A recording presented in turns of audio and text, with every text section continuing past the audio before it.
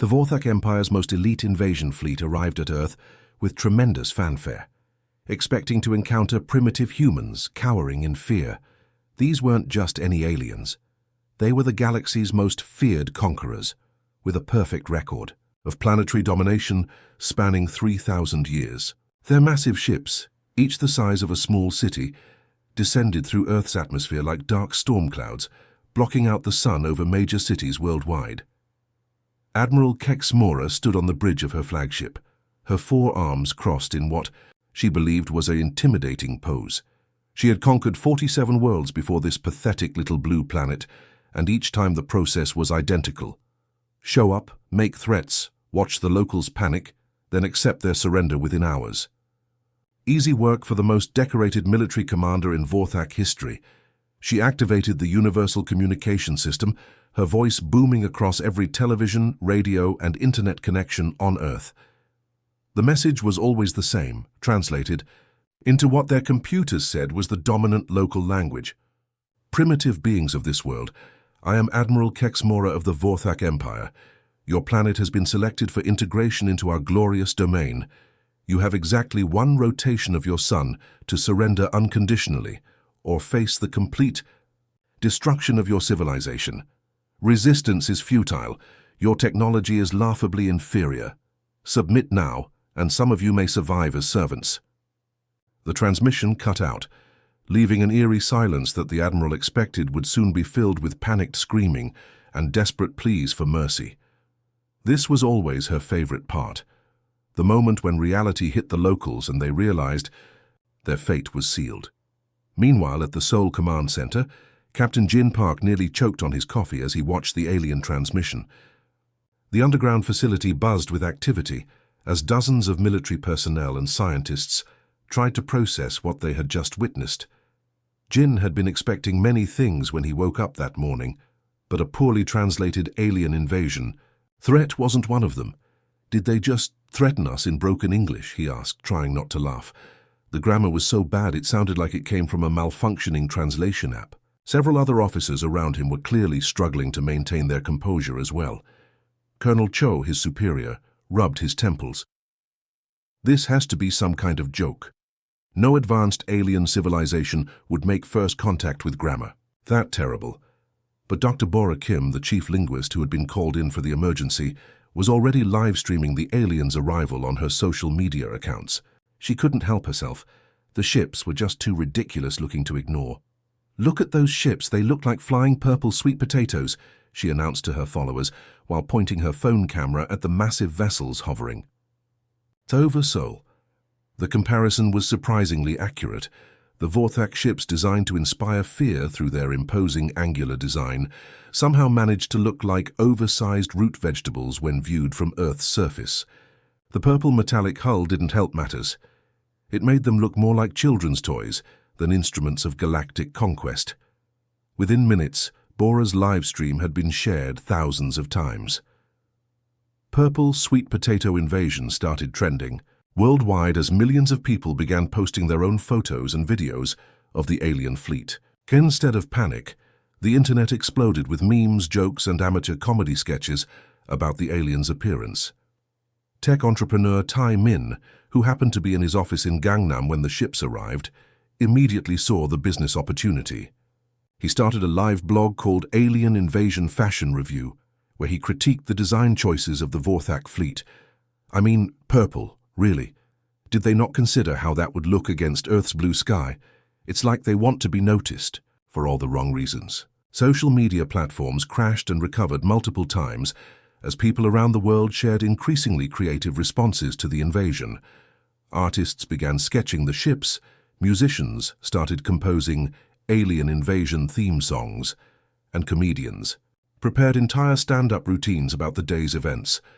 The response was so unexpected that monitoring stations across the globe reported similar reactions. Instead of mass hysteria and evacuation attempts, people were gathering in public spaces to take selfies with the alien ships in the background. Food trucks began parking near areas with the best views of the fleet, selling invasion snacks to curious onlookers. Back on the flagship, Admiral Kexamora waited for the usual desperate communication attempts from planetary leaders.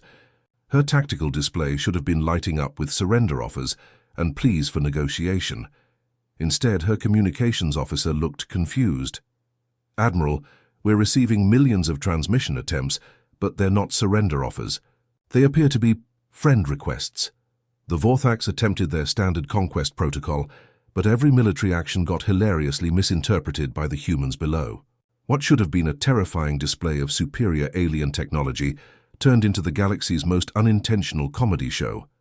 Admiral Keximora decided to escalate things by deploying their famous fear drones, small hovering machines designed to fly through cities making horrible noises and projecting scary images to break the spirit of the local population.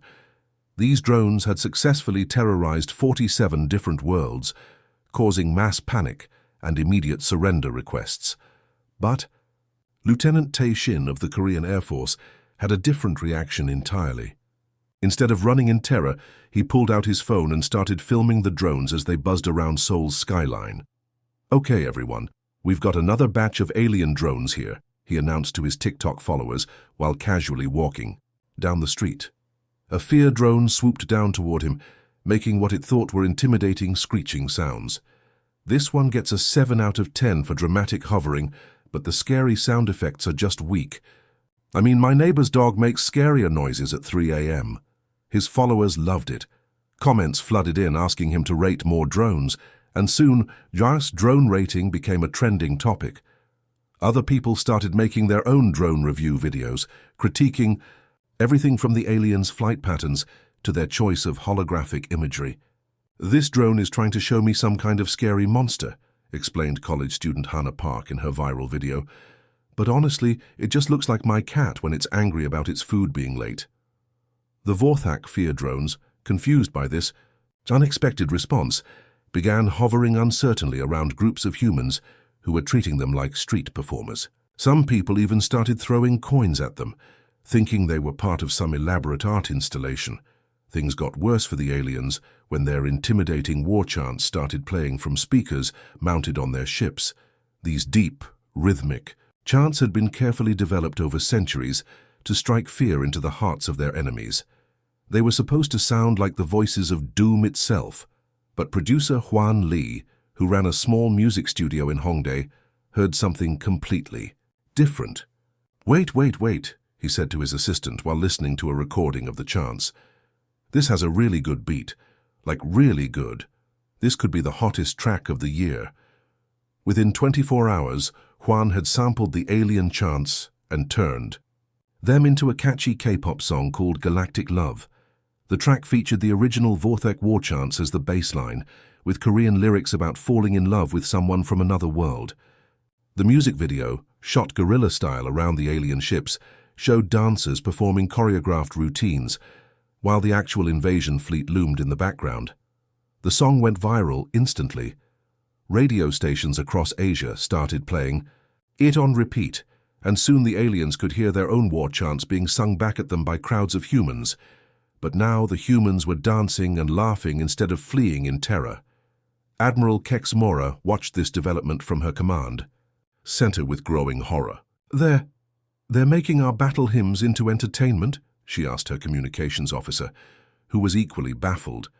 "Yes, Admiral, and it gets worse. They're making physical representations of us for commercial purposes." She was right. Humans had started mass-producing plushy versions of the Vorthak aliens, complete with their distinctive forearms and purple skin. The toys were flying off store shelves faster than manufacturers could make them. Children were hugging them, teenagers were collecting them, and adults were using them as stress toys at work. The plushies were surprisingly accurate, based on photos and videos people had taken of the actual aliens through their ship's windows. Someone had even added little sound boxes that played cute versions of the Vorthak war chants when squeezed. Engineer Yoon Choi, who worked for a major Korean electronics company, saw the business opportunity immediately. She quickly developed what she called the Cute Alien Invasion Survival Kit, a package containing alien plushies, snacks shaped like the Vorthak ships, invasion-themed phone cases, and a guidebook written in both Korean and broken English, mimicking the aliens' original translation mistakes. "People are scared of the unknown," Yoon explained to a news reporter while standing outside a convenience store where her survival kits were selling out. But if you make the unknown cute and familiar, suddenly it's not scary anymore. It's just another thing to buy and share with your friends. The survival kits sold out in every convenience store across Korea within hours. Other countries started placing orders for their own versions.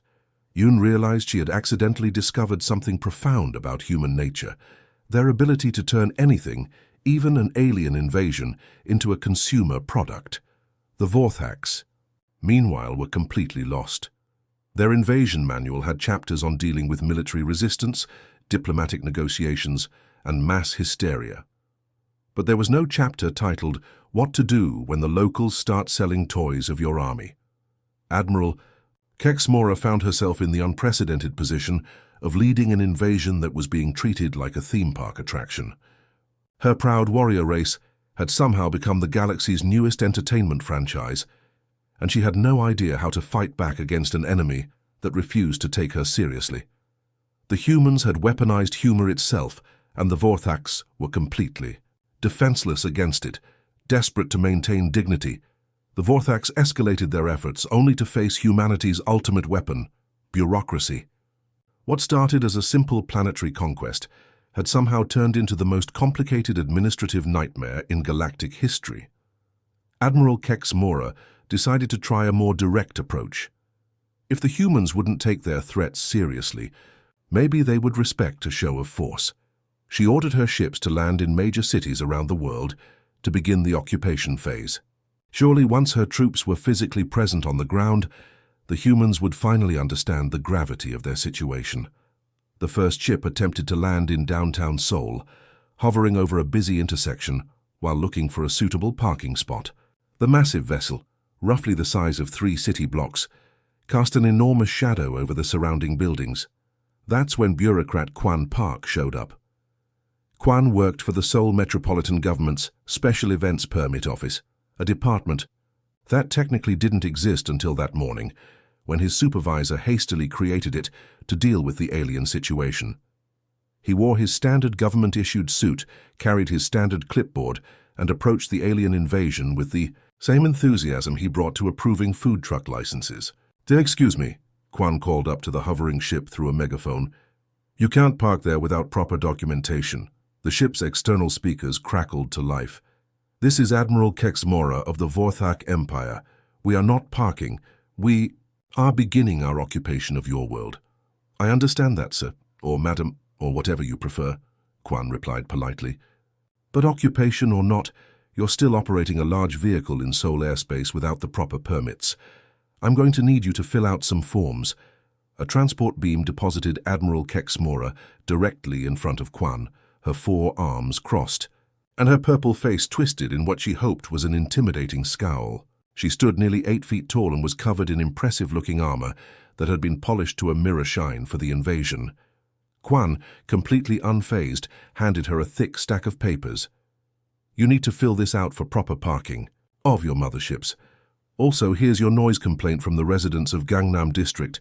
They're saying your ships are blocking their satellite TV reception, and honestly, that's a serious quality-of-life issue for them." The Admiral stared at the 47-page form in disbelief. The first page alone required information about vehicle registration, insurance coverage, and estimated duration of parking. Page 12 asked for an environmental impact assessment of her ship's exhaust systems. "This is ridiculous," she protested. "We are conquerors, not permit applicants." "I understand your frustration," Kwan said sympathetically, "but rules are rules. Everyone has to follow the same process, whether you're here for tourism, business, or galactic conquest." "Actually, hold on." He flipped through his clipboard. "Galactic conquest falls under the special events category, so you'll also need to fill out this additional form and pay the associated fees."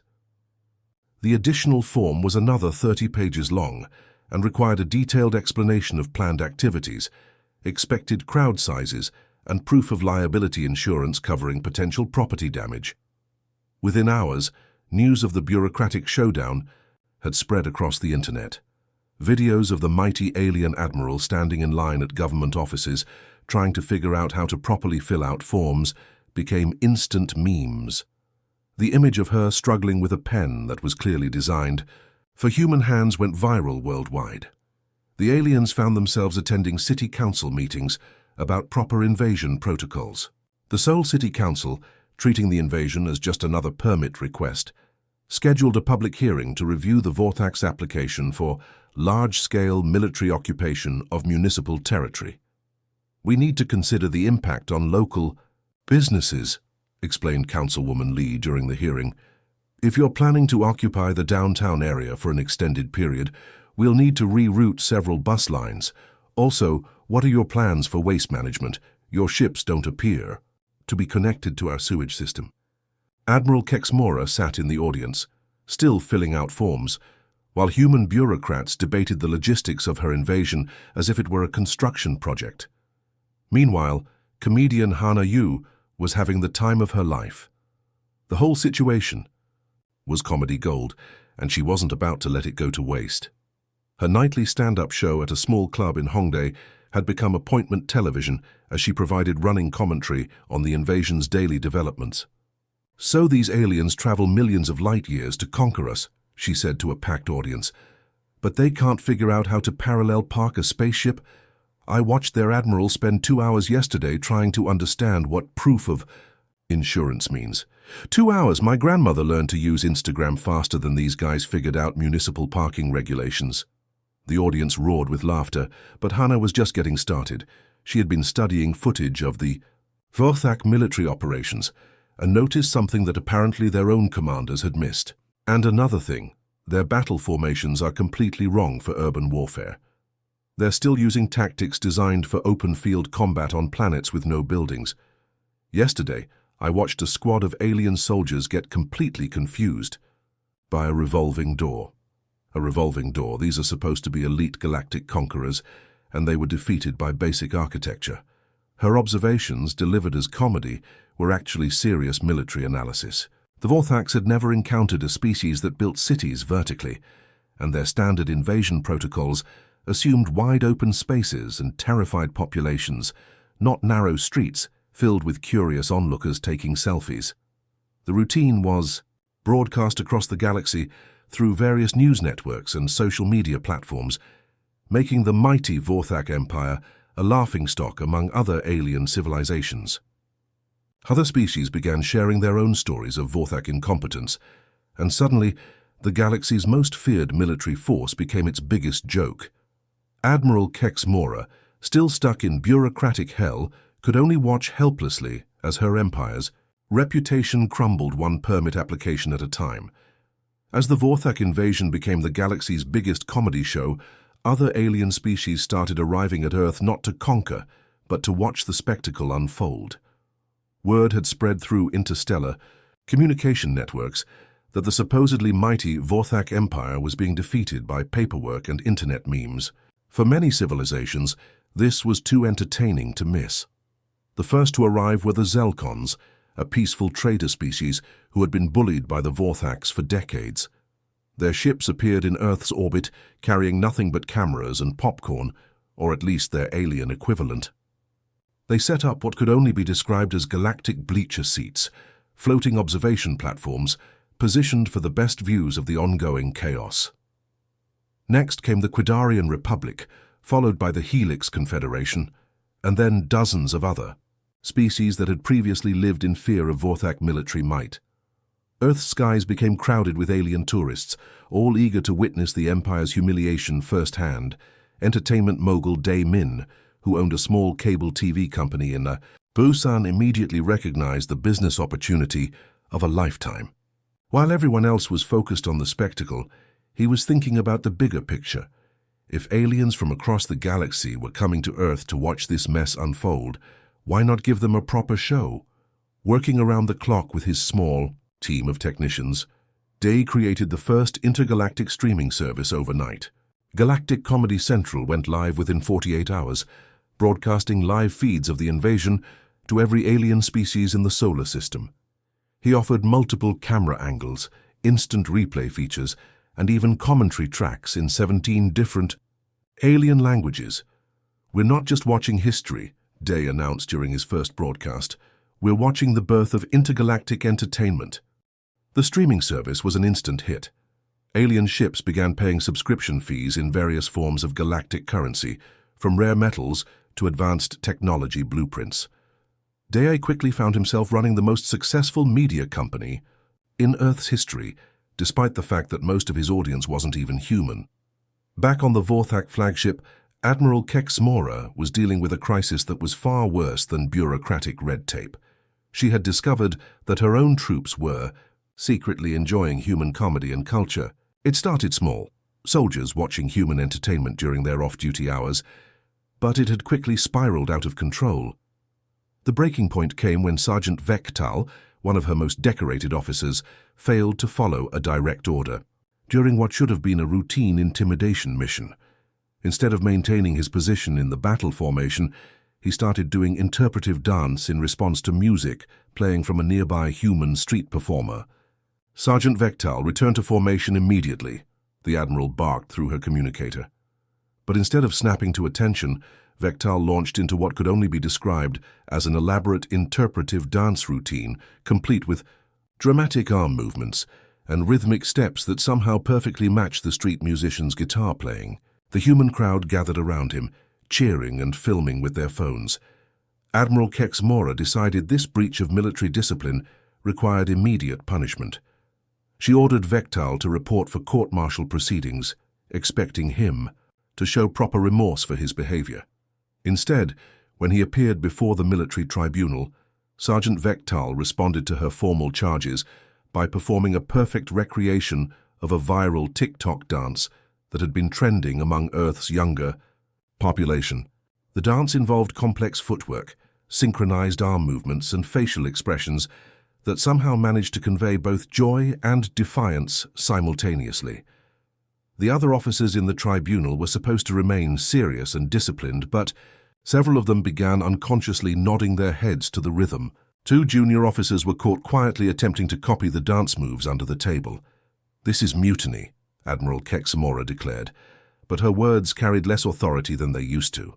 Half her crew was now spending their free time learning human dances, trying human food, and participating in what humans called social media. The situation reached its peak when the Vorthak Emperor himself decided to visit Earth to see what was causing his military's complete breakdown in discipline. Emperor Jexkalar was ancient, powerful, and had never personally visited a planet during an invasion. His arrival was supposed to restore order and remind everyone why the Vorthak Empire was feared across the galaxy. The Emperor's massive royal ship descended through Earth's atmosphere with appropriate pomp and ceremony. Golden banners flew from its hull, and its arrival was announced by a symphony of traditional Vorthak ceremonial music that was designed to inspire awe and reverence. Instead, the humans treated his arrival like the opening ceremony of the Olympics.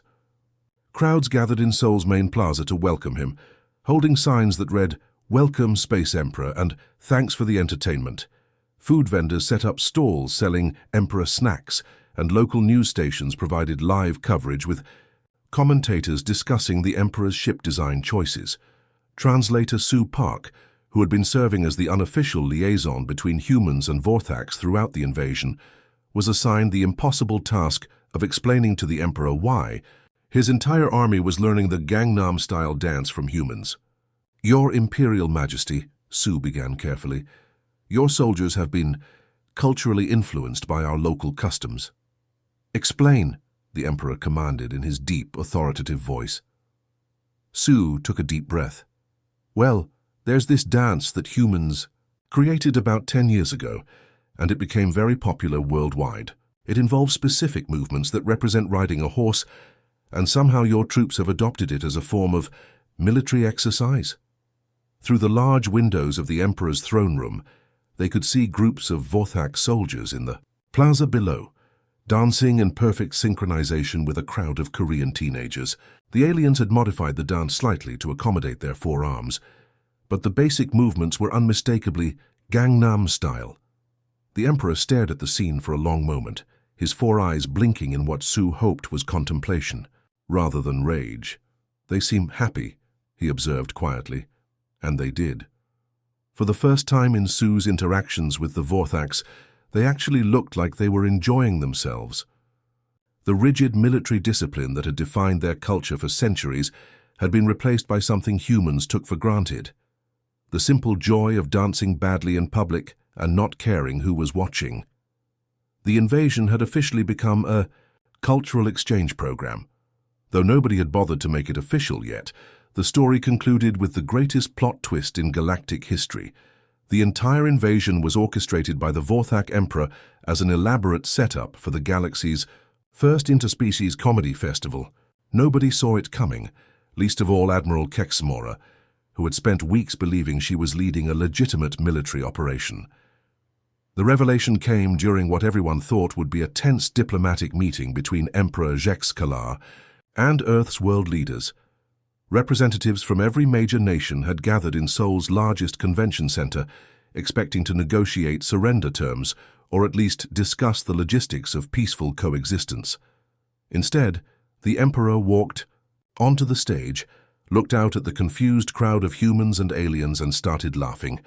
Not the evil cackle of a galactic dictator, but the genuine, hearty laughter of someone who had just pulled off the greatest practical joke in the universe.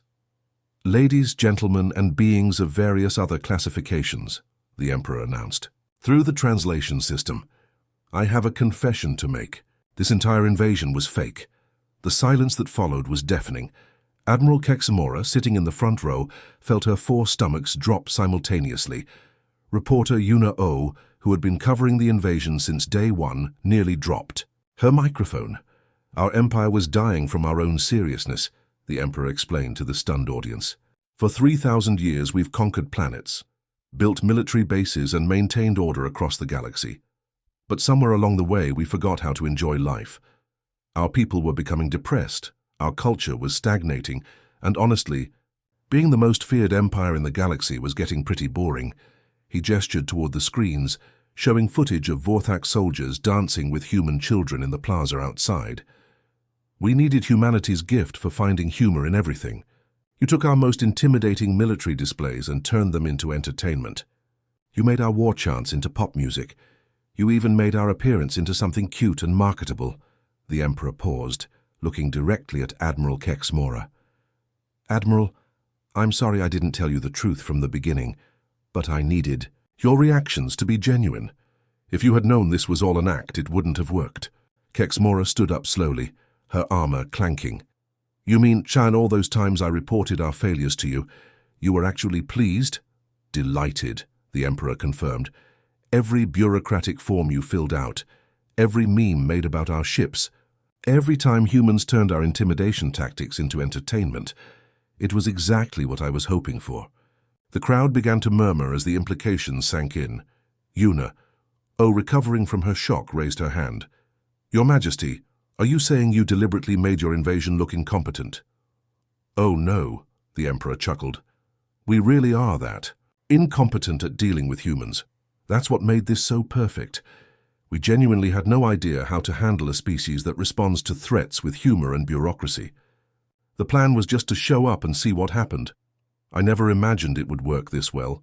What had started as a social experiment had accidentally created something unprecedented in galactic history. A successful cultural exchange program disguised as a failed invasion. Earth became the galactic capital of entertainment almost overnight, with humans teaching other species the ancient art of not taking yourself too seriously. Comedy clubs began offering alien-friendly nights where species from across the galaxy could try their hand at stand-up comedy. The language barriers made for some hilariously confused performances, but that just added to the charm. Cultural exchange programs popped up everywhere, with aliens learning human games like karaoke, and humans learning alien sports that defied several laws of physics. The transformation wasn't limited to entertainment. Human bureaucrats became galactic celebrities as other species discovered the joy of unnecessarily complex paperwork. Filing taxes became a competitive sport among the Zelkons, who found the process strangely satisfying. The Quidarians started a support group for beings struggling with excessive seriousness disorder. Admiral Kexmora made perhaps the most dramatic career change of anyone involved. She retired from military service to become a successful stand-up comedian with her signature routine, "How I Failed to Conquer Earth and learned to love memes. Her shows sold out across the galaxy, with audiences loving her deadpan delivery of lines like, "I spent 40 years perfecting intimidation tactics, only to be defeated by a dancing baby video." Her comedy career took off when she started doing crowd work with audience members from different planets. "So you're from the Helix Confederation? Let me guess, your planet has 3 suns, and you're all extremely serious about time management. Have you tried just being late to things occasionally?" It's very liberating. The Vorthak military dissolved peacefully, with most soldiers transitioning into careers in entertainment, hospitality, or social media management. Some became tour guides, showing other aliens around Earth and explaining human customs like why humans take pictures of their food and the cultural significance of cat videos. Emperor Jexkalar established a permanent embassy on Earth, not for diplomatic purposes, but to run the intergalactic comedy festival that became an annual event. Species from across the galaxy would gather in Seoul each year to share jokes, learn new forms of entertainment, and participate in what humans called the most wholesome invasion in cosmic history. The festival's main event was always the invasion reenactment, where participants would recreate the original Vorthak invasion with intentionally terrible special effects and over-the-top dramatic performances. Admiral Kexmora served as the head judge, rating performances on categories like most creative use of bureaucracy and best meme integration. Years later, when galactic historians wrote about this period, they would describe it as the moment when the universe learned to laugh at itself. The Vorthaks had accidentally discovered that the best way to conquer hearts and minds wasn't through fear or force, but through the simple act of being ridiculous enough that people couldn't help but love you for it. And in the end, humanity had won not through superior weapons or technology, but through the most powerful force in the universe, the ability to find something funny in absolutely any situation, even an alien invasion.